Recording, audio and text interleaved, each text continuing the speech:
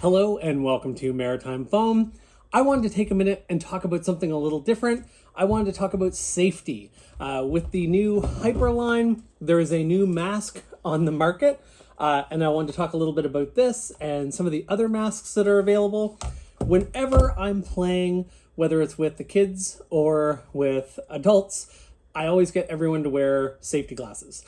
Now, if we're playing with darts or slower blasters, then sure, we might just use regular safety glasses. But if we're shooting with rival or anything like that, we wear full masks, just because it's not super pleasant to get hit in the face with a dart, especially at short range if you've snuck up on somebody, and two, it could do some damage to your eye for sure if under really unlucky circumstances. So why take the chance? These Nerf rival masks are, these are some of the first ones that I would have bought. They work really well. They're simple, but they provide a little bit of face protection too, which is nice. The first few games we played, a year or so ago, I definitely got a few hard hits kind of around the ear and just outside of the range of this. But I mean, it stung, but it did its job. I felt safe. I also have a few of these Adventure Force masks, very, very similar to the rival ones in form factor. They work really, really well too. Now talking about the Nerf Hyper masks, what's interesting is they definitely provide a lot more coverage of your face, which is good. And I'm assuming because the smaller rounds, they're maybe a little bit more concerned about eye injuries, especially. When you put this on, it definitely covers a lot more of your face. From a comfort point of view, it's definitely not as comfortable as the rival mask because there's no lower straps or anything. It definitely just feels like it's trying to lift off your face a little bit, but it's not too bad. It's interesting, the plastic in the lenses seems to distort things a little bit, which isn't great while it curves, whereas I don't notice that in the rival masks at all. One kind of bad thing, because these are masks for toys and maybe not as sturdy as other things, they do tend to get scuffed up a little bit. They are just a cheaper plastic in these lenses, but they definitely do their job. We're gonna do a little bit of a test. I've asked Ethan if he could be my assistant for this, and he is going to shoot me in the face with a few different blasters: the Hyper Mach 100, the rival Percy's, and the Adventure Force Spectrum. I'm going to take a few shots to the face with each of these masks, with each of those blasters. And then I'll talk about which one protected me the most and which was most comfortable. Let's go. Just getting Ethan to help me with a little firing test here. It wasn't very hard to convince him to shoot me in the head. All right, let's see how they perform. I'm going to try the Nerf Hyper mask first. All right, let loose, Ethan.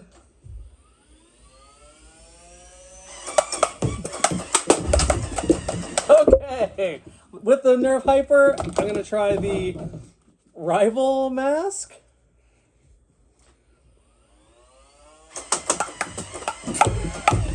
Okay. And for fairness, I'll try the Adventure Force mask.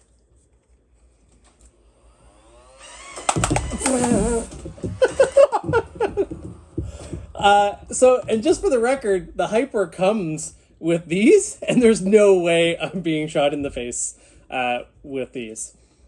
All right, Ethan, do you mind trying out the Percy's? All right. We're going to run through them again, this time with the rival Percy's.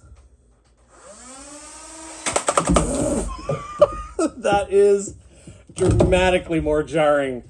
Now with rival mask.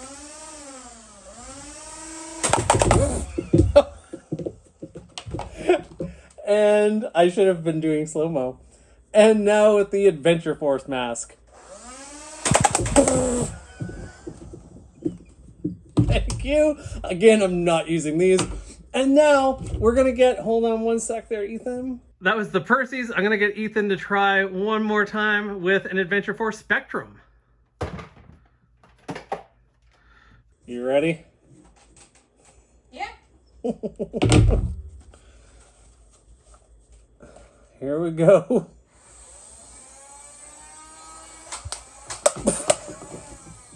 Precise. Not too bad. Darts are friendlier. That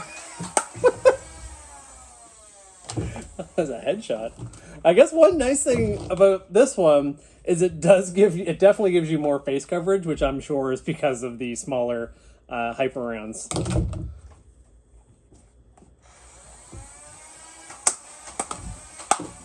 Nice shot. So, I hope you enjoyed that. I weirdly did. And thank you very much, Ethan. Which one did you enjoy hitting me with the most? This one, because it scared you the most. Perfect. All right, to recap, I definitely felt the most protected with this, but it almost felt like overkill, and it wasn't the most comfortable mask.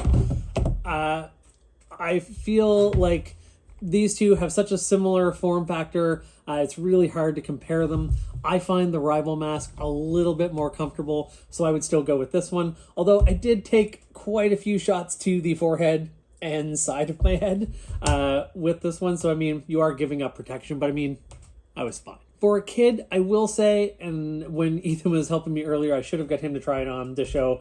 All of these masks can be a little bit large. I mean, I think that's because on the box it says 14 plus. These are very adult sized. So if you are playing with a smaller kid, they need to be cinched up quite a bit. I know our second youngest, none of these masks fit particularly well on her head, but we make do. And that was my quick talk about masks.